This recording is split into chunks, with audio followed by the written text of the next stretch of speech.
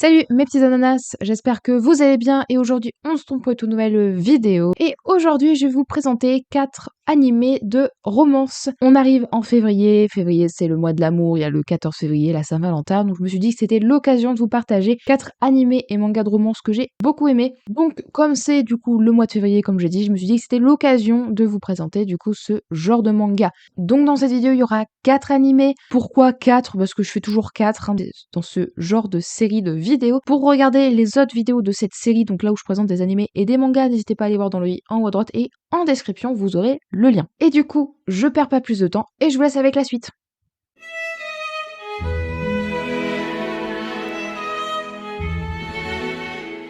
Je vais commencer par l'animé et manga Nana. Donc pour parler de l'animé, il a 47 épisodes et il y a 21 tomes dans le manga. L'animé du coup n'adapte pas tout le manga, il va jusqu'au chapitre 42. Donc si jamais vous devez lire soit que le manga, soit l'animé puis le manga. Le manga est écrit par Wazawa Ai. L'animé est disponible sur la plateforme Crunchyroll, il a été réalisé par la Madhouse et ça a pour genre comédie, drame, romance, shoujo et slice of life et pour thème amitié, colocation, amour et musique. Nana Komatsu, une jeune étudiante, décide de quitter sa ville natale pour partir rejoindre son petit ami Shoji qui étudie dans une école d'art à Tokyo. Dans le train à destination de la capitale, Nana Komatsu se retrouve à côté de Nana Osaki, une jeune fille qui se rend également à Tokyo pour réaliser son rêve de devenir chanteuse professionnelle. Comme son petit ami Ren, le guitariste du groupe populaire, les deux jeunes filles partageant le même nom vont rapidement se lier d'amitié bien que complètement différents. Leurs chemins vont se croiser alors qu'elles cherchent à s'installer dans Tokyo et finissent par décider d'habiter un même appartement afin de se soutenir mutuellement dans leur amour et leur travail. Bon voilà, donc c'était le petit résumé de Nana. J'ai rien d'autre à dire, c'est vraiment un super manga très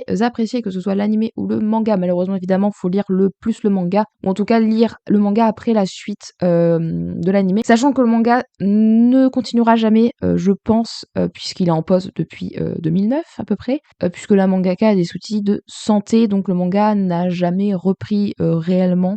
Et je pense qu'il reprendra certainement pas. C'est dommage, mais ça arrive, c'est comme ça. Mais ça n'empêche pas de quand même lire Nana, ou de regarder Nana, qui est vraiment une superbe œuvre, très appréciée par tous ceux qui l'ont regardé ou lu. Vraiment, je vous conseille. On va passer donc au deuxième animé. Donc le deuxième animé c'est Kimi ni Todoke, en français c'est Sawako, donc c'est comme ça que s'appelle le manga. L'animé comporte 2 saisons, une de 25 et une de 12 et une troisième qui sort dans l'année, on ne sait pas quand. L'animé est disponible sur ADN et sur Netflix et il a été fait par Production IG. Quant à lui, le manga du coup est chez Kana et il comporte 30 tomes et il est fini. Ça a pour genre comédie, shoujo, slice of life, romance et school life et ça a pour thème amitié, école et quotidien. Kimi ni Todoke raconte l'histoire d'une jeune fille nommée Sawako Kuronuma, qui en entrant au lycée se promet une chose, se faire des amis. Mais des tas d'obstacles se dressent entre elle et ses camarades. En effet, Sawako possède une apparence qui laisse presque tout le monde perplexe. Avec une peau pâle, des cheveux longs et noirs et un regard sombre, Sawako devient celle qu'on fuit, qu'on craint et dont on se moque. De plus, ses camarades l'ont surnommée Sadako, en référence au film Ring, dû aux rumeurs qui évoquaient le fait que Sawako aurait le don de parler aux fantômes. Mais même si la persévérance reste son atout, en étant timide et réservée, son manque de confiance en soi ne la rapproche pas des autres. Mais le jour où le garçon le plus aimable et populaire de la classe commence à lui parler, tout change. Alors pour Sawako, Kaze et Aya, en la saluant tous les matins, montrent sûrement qu'il ne faut pas juger les personnes selon leur apparence. Donc voilà. Donc un petit manga qui parle également des préjugés sur les gens. Donc ça c'est hyper intéressant. Donc comme je vous ai dit du coup pour l'instant le manga est fini et en animé ça continue d'être adapté et ça va être adapté cette année. Alors que ça fait hyper longtemps que les premières saisons étaient sorties. C'est 2011 je crois la seconde saison si je me trompe pas. Donc il y a quand même un espoir des fois quand un animé continue pas. Des fois ça revient des années après. Et c'est bien cool. Parce que des fois, il y en a qui sont complètement oubliés et que il y aura certainement jamais de suite, malheureusement. Ce sera peut-être un sujet que j'aborderai ici, c'est pas le sujet là. Donc voilà, donc encore un petit animé de romance. Je pense que si vous avez compris, globalement, ils vont se rapprocher. Ça paraît logique. Je sais pas. En fait, c'est tellement évident, mais ce qui est le plus intéressant dans ces histoires-là, c'est pas le fait que ce soit évident certaines choses, que c'est classique. Le plus important, c'est comment tirer et tourner l'histoire, comment cette chose qui est assez récurrente dans les histoires, comment l'auteur fait pour rendre ça original et intéressant. Faut séparer que dans le manga, faut pas se fier aux apparences et il faut pas avoir des préjugés. C'est pas parce que ça peut déjà être utilisé dans une autre histoire que ce sera forcément pareil. Voilà. On va donc passer au 3e animé. Celui-là, je pense que c'est peut-être le plus connu de la vidéo. Peut-être, je suis pas sûre, parce que Nana aussi, c'est pas trop mal connu. C'est Fruit Basket. Voilà, un animé que j'adore, que j'ai regardé l'année dernière. Trop bien. Donc l'animé est adapté du manga de Takaya Natsuki, qui est chez Delcourt Tonkam et qui comporte 23 tomes. Pour ce qui est de l'animé, il y a 2 saisons de 24 et 25 épisodes à partir de 2019. Si vous voulez regarder l'animé, faut pas regarder la toute première adaptation, faut regarder celle qui date de 2019. Plus un film qui raconte le prélude. Donc un prélude, donc c'est-à-dire ce qui se passe avant l'histoire, ce qui se passe sur les parents, personnages principaux. L'anime est disponible sur Crunchyroll et ADN et G1 et c'est TMS Entertainment qui s'est occupé de la production. Ça a pour genre comédie, drame, fantastique, romance, cool life, shoujo, slice of life et surnaturel. Et ça a pour thème animaux, école, famille, malédiction, mythologie, quotidien et triangle amoureux. Toru Honda, une adolescente joviale et positive, vient fraîchement d'entrer dans un lycée lorsqu'elle perd sa mère, Kyoko, dans des circonstances dramatiques. Orpheline, elle est recueillie par son grand-père paternel, mais suite à diverses contraintes, elle doit quitter sa demeure le temps que de quelques travaux. Ne souhaitant pas importuner ses amis, elle s'installe dans une tente seule sur un terrain vierge et qu'elle pense loin de tout. Tard, alors qu'elles seront au lycée, Toru a la surprise de découvrir qu'une maison se trouve sur son chemin. Intriguée, elle s'approche et fait la connaissance de Shigure Soma, qui n'est autre que le cousin d'un de ses camarades de classe, Yuki Soma. Ces derniers, intrigués par son histoire, finissent par découvrir la réalité et la dureté de sa situation. Shigure lui propose donc de venir habiter chez les eux le temps des travaux, en échange de quoi elle s'occupera des tâches ménagères, puisqu'ils ne sont absolument pas doués pour cela. Toru finit par accepter, mais au cours de son séjour, elle découvre l'étrange secret de la famille Soma. Plusieurs membres de la famille sont maudits. Voilà, un super animé, vraiment, j'ai trop kiffé le regarder l'année dernière. Vous pouvez très bien lire le manga également, mais le manga est assez ancien, donc je suis pas sûre qu'il soit encore possible de l'acheter. Après, de toute façon, l'occasion, ça existe, mais sinon, bah voilà, vous pouvez facilement regarder l'animé sur les plateformes. J'ai beaucoup aimé parce qu'il y a beaucoup de situations assez cocasses et assez drôles aussi. Bref, c'est un très très bon manga pour bien se détendre, etc. C'est assez chill.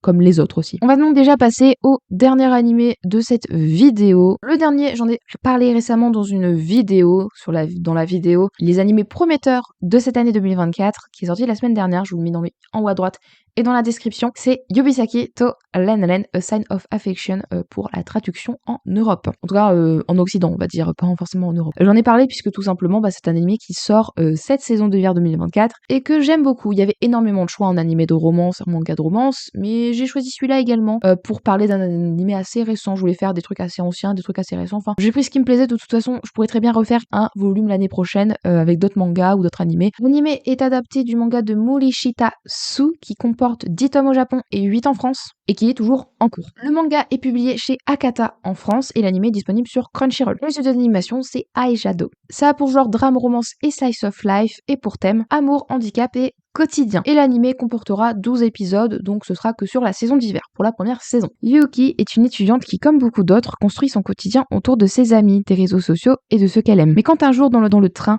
elle croise un jeune homme qui voyage à travers le monde, son univers va être chamboulé. Ce dernier, bien que trilingue, ne connaît pas la langue des signes. Pourtant, très vite, il manifestera pour elle un intérêt bien particulier. Comment réagira-t-elle face à ce camarade d'université entreprenant et communicatif? Voilà, donc le résumé est assez cool. Et voilà, globalement, il va se passer une histoire entre eux. Enfin, ça paraît logique. Enfin, globalement, ils vont se rapprocher. Voilà, pas plus compliqué. Je pense que c'est assez explicite quand même dans le résumé. C'est un très très bon animé pour ce que j'ai vu pour l'instant. C'est vraiment hyper cool. Du coup, comme dit dans le résumé, il parle de la langue des signes, donc Yuki est sourde, donc ça parle du handicap, c'est bien aussi, c'est hyper intéressant d'en apprendre un peu plus sur les handicaps, il y a que quelques mangas qui font ça, celui-là en fait partie. Encore une fois, c'est évidemment la romance, c'est un peu redondant, mais la façon dont c'est fait là, je trouve ça hyper cool, comme tous les autres, sinon je voudrais pas partager ces mangas et ces animés. Voilà, donc je vous conseille peut-être plus de lire le manga de tous les cas, que ce soit animé, manga, il y aura peut-être la suite qui sera adaptée un jour, et le manga, il est toujours en cours, donc dans tous les cas, vous aurez tous les tomes qui sera adapté jusqu'à la fin normalement, si la production ne s'arrête pas. Donc voilà, c'est déjà la fin de cette vidéo, j'espère qu'elle vous aura plu. Si jamais vous avez d'autres animés et mangas de romance à partager, n'hésitez pas à le dire en commentaire. Pareil comme dit en début de vidéo, si vous voulez voir tous les autres vidéos où je présente des animés, ce sera en description.